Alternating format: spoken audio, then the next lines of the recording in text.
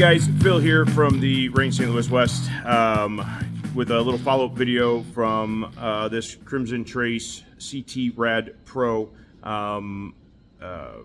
This is a dot that I've been running now for a couple of months, and wanted to give my thoughts on it. A little over 2 months, I think, that I've had it. It's not something I ever really considered using. However, the rep from Crimson Trace reached out, asked if I'd be willing to give it a try, so I thought, what the heck, why not? Crimson Trace is known for making fantastic lasers. I personally am not a big fan of lasers on handguns, but that's beside the point. This is just a laser that they bounce off a piece of glass, so I thought, what the heck, let's give it a try, see how it does, and go from there. So I'm going to talk about some of the pros and cons that I've had with it over the last couple of months. First, pros. It's a top-mounted battery, which is super awesome. They come in red and green. You have very limited choices on dot sizes, and that red, I believe, is 3 MOA. Green is 5 MOA.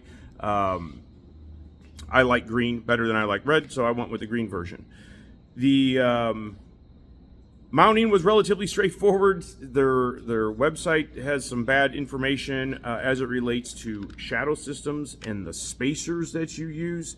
I don't remember specifically. We've got a video of me installing a dot where I talk about it, but I believe they say to use the B spacers, and this is the A spacer. It's the only one that even comes close to fitting.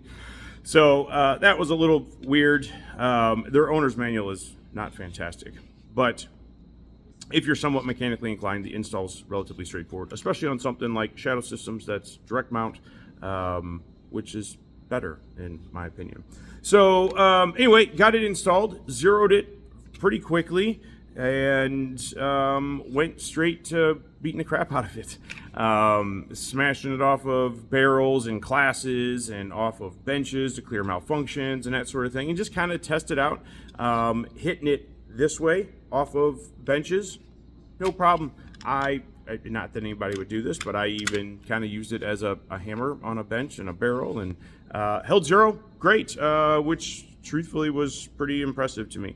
And I've been shooting for the last couple of months, not had any problems with zero. Everything's been really kind of fantastic about it. It's got nice big buttons on either side for the brightness to move them up and down. They're kind of rubber textured, which is good and bad. We'll talk about the negative of it here in just a second. Overall, I have to say I've been relatively impressed over the last couple of months. Downsides of it, like I said, owner's manual, terrible. This has got auto light sensing, so that if you are in a super bright room, it'll brighten the dot up. If you're in a darker room, it'll dim the dot. I don't like that. I don't think the systems work all that well. This does have a forward-facing sensor, so it's supposed to pick up the ambient light that's in front of you. However, I don't really think they work that great. There's no information about it in the manual whatsoever that you can do anything with it.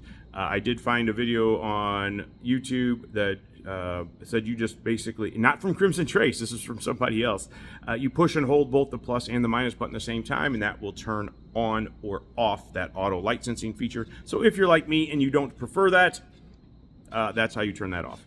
So that's what I did. I turned it off, ran it that way.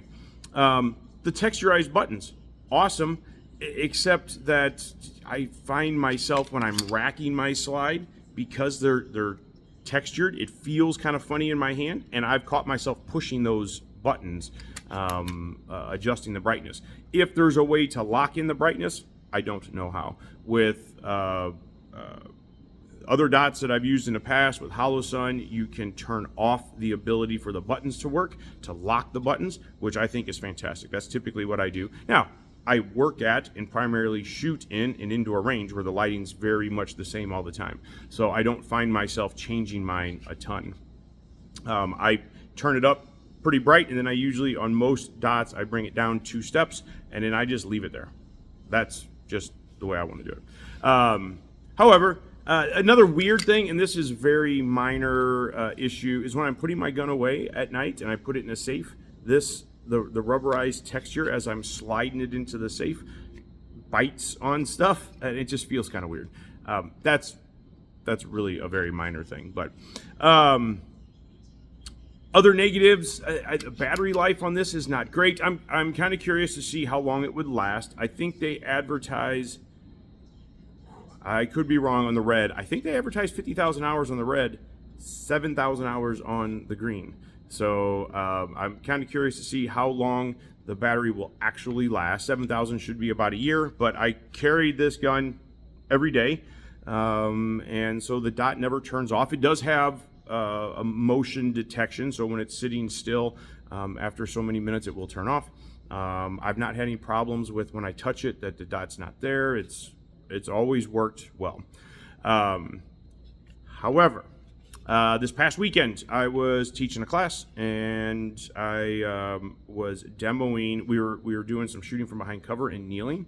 And sometimes we have some older students in class that may not have the best balance, and we make kneeling optional in those. And we tell them, hey, if you think you're going to struggle with getting up or you start to lose your balance, ditch the gun. Don't. This is not worth sending around somewhere wild and crazy. If you start to lose your balance, ditch the gun, catch yourself, right? So I demo that from a kneeling position, relatively low, and I dropped my gun, and I cracked the glass. The glass in here, hopefully you can see it there, is smashed up. Now, dot's still working. I can still see the dot. It is not zeroed anymore. It did lose its zero. However, one thing I want to kind of test, we're going to go down and shoot it here in just a second, is I'm going to adjust it and see if I can re-zero it with the broken glass, and then see if it'll hold zero. So I zero my guns at 10 yards. When I shot it the other day, defensively speaking, I think it'd still be okay. It was a couple of inches low. I don't remember this happened just under a week ago. And then my zero's off a little bit, but I don't remember exactly what it was. We'll just say a couple of inches, 3 inches low. So defensively speaking, that'd still probably be okay at defensive distances. But I'm curious if it will hold that. If I go down and shoot it right now, what it will look like. And then we'll make some adjustments, and then maybe I'll smash it around a little bit, and we'll see what happens with it. So let's go shoot it and check it out.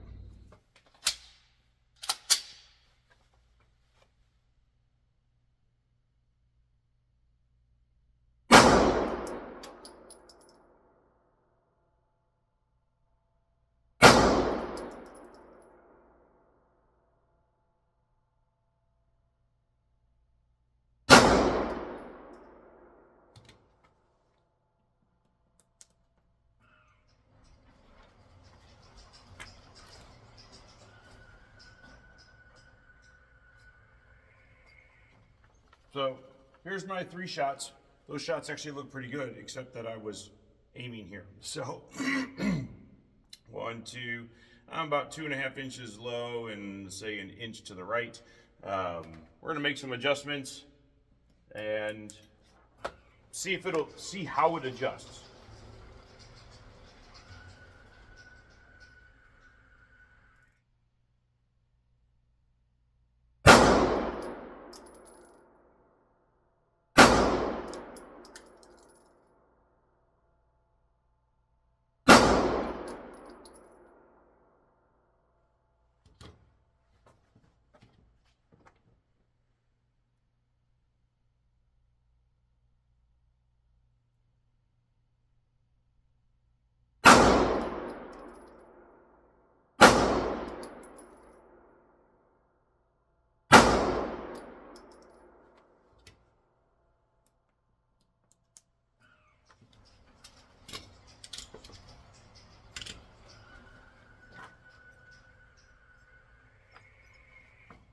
So, made some adjustments, and here we are, 10 yards, 3 shots, 1-inch circle.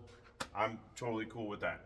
Am I maybe a little bit to the left? Yeah, but for the purposes of this video, it doesn't really matter. So we're gonna leave it there. I'm gonna smash on the gun a little bit and just see if it holds zero, or if it shifts at all. So let's go ahead and send it back out.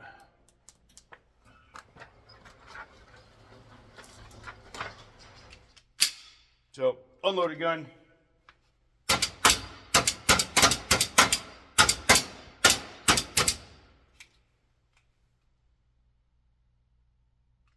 Honestly, I don't think it even got any worse.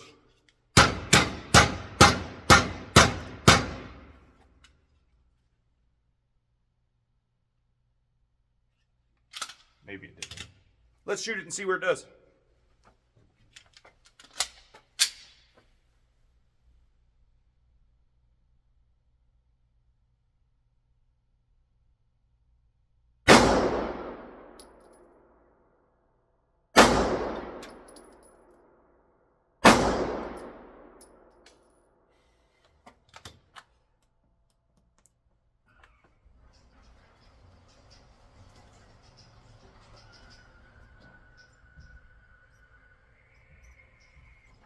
Aiming here at the 7, hitting down here, it's not going to hold 0 now. Let's just bounce around, shoot some of these, and see where it hits. Maybe I'll smash it a little bit more and see.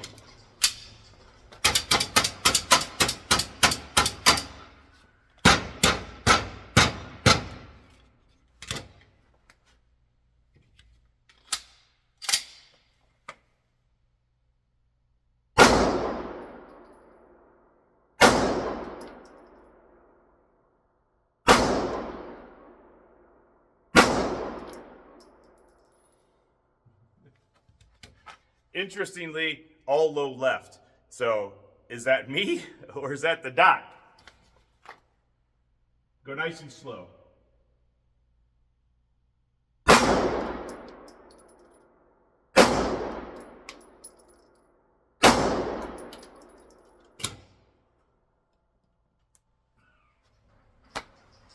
It's the dot. It's not me. I'll totally admit when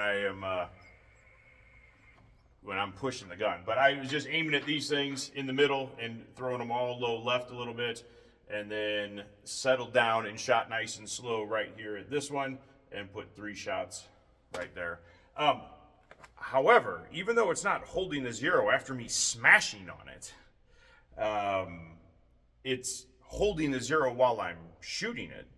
This is all very consistent. It's very consistent after I smashed on it. So all in all, that's kind of cool. You can definitely see that it's been broken. It's pretty distracting looking at it too. Let's go back upstairs. We'll talk about a couple more things, and I'll let you guys get out of here. All right, so what's the verdict with it? All right, so obviously you can see that this thing's been beat up, smashed. I was not gentle to it before it broke. I wanted to use it like I use my dots. These are a tool to me. They get used as such. And this thing has held up pretty well. It's only been a couple of months, and yes, it broke. It broke when I dropped it on concrete. Having said that, I have dropped several other guns with other dots on concrete, and I've not broken one. Could it have been the perfect storm that caused this one to break? Sure. It held up great previous to that. My biggest concern about it was going to be durability. If I'm smashing it off of a barrel or off of a barricade or something, is it going to hold up? And it did, and held 0. Is the battery life going to be good? That I don't think is going to be fantastic. I didn't make it long enough to find out. So, am I going to continue to use this dot? No. This one's going back to Crimson Trace. I'm going to let them dig into it and see what they can figure out, if anything, if that's what they want to do with it. Will I continue to run a Crimson Trace dot on my gun? I think so. I think they're going to send me another one. I'm more than happy to continue to not unnecessarily beat it up, but just to put it through its paces, do nothing different than I do with any of my other dots, and just see if it holds up. Now, would I recommend this to somebody? If you're not me and you're not going to throw your gun on the concrete, this is a sub $300 Optic with motion sensing and auto light sensing, if that's something you like. It's pretty tough to beat this with the top mount battery and all that. So absolutely, I think for the vast majority of individuals, this is going to be, they're never going to break it. Did it hold 0 when it broke? No. It didn't. Made some adjustments, re-zeroed it, seemed to work fine, smashed it a couple more times, and a zero shifted again. So huge shifts, no. Still defensive accuracy, yeah. I mean, it shifts by a couple inches at 10 yards. So anything inside of 10 yards, most people's accuracy isn't going to be good enough for those couple of inches to matter. But what's a couple of inches? I don't know. So anyway, that's where we are with it. This one's going to go back. If I get another one, I'll update another video. If I get another one, if I don't, I don't have my trusty dusty Holosun Optic that was on this gun, Holosun 407CO, that Holosun doesn't make because I was one of like 4 people on the planet that liked it. I love that dot. It's a great dot. Which is why I ended up buying a 507 comp, because it has an 8 MOA circle just like the 407CO. Anyway, check them out. Again, sub $300. I think the red might be a little bit less than the green, maybe. My only concern with it was going to be battery life. I don't know what that. If I get another one, I'll try to be more conscious of that and make sure it's a gun that I wear every day, so the dot stays on a lot, and we'll see how long the battery lasts, and then what happens when it fails. Because again, the owner's manual probably won't tell you, because the owner's manual is garbage. Thanks for hanging out with us. You guys stay safe, be nice to one another. Catch you soon.